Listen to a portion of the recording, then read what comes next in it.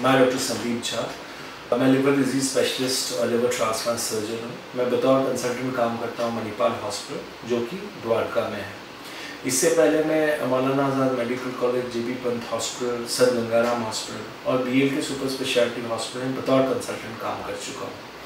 मेरे 11 साल के एक्सपीरियंस में मैंने हज़ारों क्रॉनिक लिवर डिजीज़ और सिरोसिस के पेशेंट्स को गाइड किया है, उनके साथ इंटरेक्ट किया है और मुझे 500 से ज़्यादा लिविंग डोनर लिवर ट्रांसप्लांट का एक्सपीरियंस है। आज हम बात करेंगे कि क्रॉनिक लिवर डिजीज़ और सिरोसिस टर्मिनोलॉजी में क्या फ़र्क है और अगर आपको क्रॉनिक लिवर डिजीज़ डायग्नोज हुआ है तो क्या करना चाहिए। क्रॉनिक लिवर डिजीज़ एक बहुत ब्रॉड टर्मिनोलॉजी है और सिरोसिस जो है वो क्रॉनिक लिवर डिजीज़ का एंड स्टेज को सिरोसिस कहा गया है। अगर आप क्रॉनिक लिवर डिजीज़ से ग्रसित है तो आपका लिवर हो सकता है एडवांस फैटी लिवर हो सकता है फाइब्रोटिक लिवर हो सकता है सिरोसिस हो या हो सकता है डीकॉम्पनसेटेड सिरोसिस हो। इन सारी कैटेगरीज को क्रॉनिक लिवर डिजीज के अंडर क्लब किया गया है और क्रॉनिक लिवर डिजीज का एंड स्टेज जो है उसको सिरोसिस का नाम दिया गया है। In brief, all cirrhotic patients are chronic liver disease patients, but not all chronic liver disease patients have cirrhosis. अब इसमें समझने वाली बात यह है कि अगर जिस कारण से आपको chronic liver disease हो रहा है, जो जैसे alcohol, hepatitis B, hepatitis C, uncontrolled मोटापा या डायबिटीज, जिस भी कारण से आपको chronic liver disease हो रहा है, अगर उस कारण को एड्रेस नहीं किया गया या उसको रिवर्स नहीं किया गया है तो all chronic liver disease patients will eventually develop cirrhosis, क्योंकि वो डैमेज 10-15 साल में कंटिन्यूस डैमेज होते क्रॉनिक लिवर डिजीज के पेशेंट्स को इवेंचुअली सिरोसिस डेवलप हो जाता है। अब मान लीजिए इन पॉजिटिव फैक्टर्स में अगर हम एक एग्जांपल ले, जैसे अल्कोहल, आप जब एक ड्रिंक ऑफ अल्कोहल लेते हैं तो वो भी लिवर को डैमेज करता है। जैसे उसने लिवर को अटैक किया तो जो लिवर सेल्स होते हैं वो डिस्ट्रॉय होते हैं, वो डैमेज होते हैं, लेकिन लिवर में एक खासियत होती है कि उसको रीजनरेट करता है या रिपेयर करता है।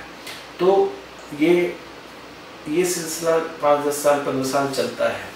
इवेंचुअली जो रिपेयर होता है उसमें स्कार टिश्यू बन जाता है। जैसे आपको शरीर पे कहीं कट लगता है तो वो जब हील होता है तो उसमें एक स्कार बन जाता है, वैसे लिवर पे स्कार बन जाता है। और जब ये process extensively for a long time चलता है तो वो लिवर में बहुत ज़्यादा स्कारिंग हो जाता है, जिसके कारण से फाइब्रोटिक लिवर हो जाता है और उसमें जो ब्लड का फ्लो है वो कॉम्प्रोमाइज़ हो जाता है। जब ब्लड का फ्लो कॉम्प्रोमाइज़ हो जाता है लिवर में तो सबसे पहले उसके मेटाबॉलिक फंक्शंस पे इफेक्ट पड़ने लगता है। मेटाबॉलिक फंक्शंस मतलब जैसे भी आप भी कोई मेडिकेशन लेते हैं या कोई ड्रग्स लेते हैं या खाना खाते हैं, वो सारा प्रोसेस जो होता है वो लिवर में प्रोसेस होता है, तो वो उसको प्रोसेस नहीं कर पाता। तो अगर लिवर एक्सटेंसिव डैमेज है तो उसके मेटाबॉलिक फंक्शंस इफेक्ट होंगे और अगर ये डैमेज और एक्सटेंसिव हो जाता है तो जो लिवर की मैन्युफैक्चरिंग कैपेबिलिटी है या सिंथेटिक फंक्शंस हैं वो कॉम्प्रोमाइज हो जाते हैं। जैसे लिवर बहुत सारे प्रोटीन्स बनाता है, जैसे एल्बुमिन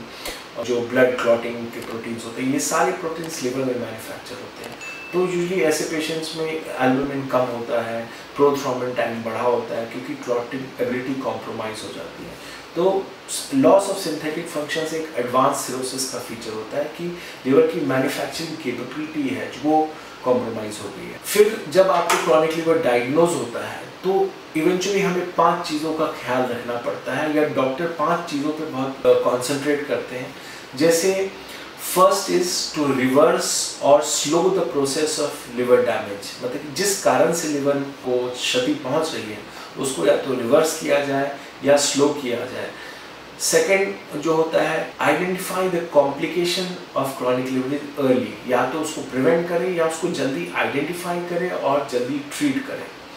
थर्ड जो होता है कि अगर जो चीज़ें लिवर को और डैमेज कर सकती है, कुछ और चीज़ें जैसे कुछ मेडिकेशन होती हैं, पेन किलर्स होते हैं, पैरासिटामोल होता है, बहुत सारे हर्बल प्रोडक्ट्स होते हैं, बहुत सारे आयुर्वेदिक या होम्योपैथिक प्रोडक्ट्स होते हैं जो लिवर को डैमेज कर सकते हैं, इन सबको यूज़ नहीं करना है या मेडिकेशंस को थोड़ा जुडिशियसली यूज़ करना है सो दैट फर्दर डैमेज ना हो लिवर को। मान लीजिए आपका लिवर हेपेटाइटिस B से ख़राब है और ऊपर से आप और अल्कोहल पी रहे हैं तो वो फर्दर डैमेज कर, तो ऐसी चीज़ें हमें प्रिवेंट करनी होती हैं। फोर्थ जो होता है कि शरीर में बहुत सारे जो जैसे कि मेटाबॉलिक फंक्शंस कॉम्प्रोमाइज हो जाते हैं, तो कैल्शियम की कमी होती है, मल्टीविटामिन्स की कमी होती है, प्रोटीन्स की कमी होती है, इन सबको हमें टाइम टू टाइम सप्लीमेंट करते रहना पड़ता है, या एक प्रोफाइलैक्टिक एंटीबायोटिक्स देना है क्योंकि इनको चांस ऑफ इन्फेक्शन, तो ये सबको प्रिवेंट करना होता है। और फिफ्थ जो होता है वो है timely counselling and referral for liver transplant, क्योंकि जिन क्रॉनिक लिवर पेशेंट्स को सिरोसिस डेवलप होता है इवेंचुअली उनको लिवर ट्रांसप्लांट की ज़रूरत पड़ सकती है, और इसलिए उनको जल्दी प्रिपेयर करना एक अहम काम होता है किसी भी डॉक्टर का जो क्रॉनिक लिवर पेशेंट्स को काउंसिल कर रहा है या ट्रीट कर रहा है। तो अगर आपको इस वीडियो से फ़ायदा हुआ है और या आपको लगता है कि आपको ज़रूरी इन्फॉर्मेशन मिली है, तो प्लीज़ इस वीडियो को फॉलो करें, शेयर करें एंड सब्सक्राइब करें, सो दैट ये इन्फॉर्मेशन मैक्सिमम पेशेंट्स तक पहुंच पाए, और कुछ पेशेंट्स को अगर फ़ायदा होगा तो मुझे ये अपना एफर्ट सक्सेसफुल लगेगा। Thank you.